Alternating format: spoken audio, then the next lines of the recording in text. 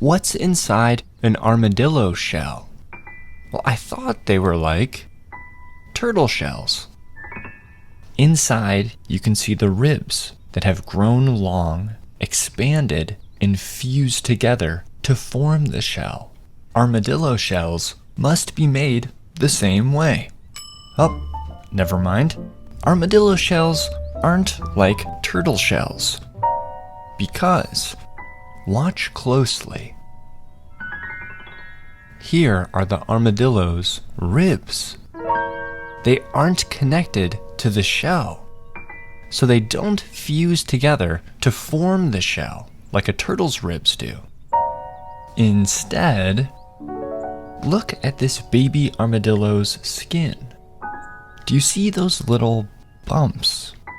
Inside those bumps are tiny bones.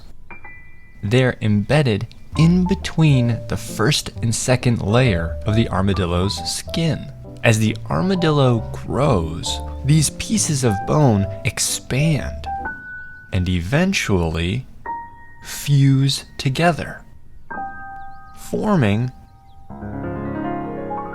the armadillo's shell inside their skin.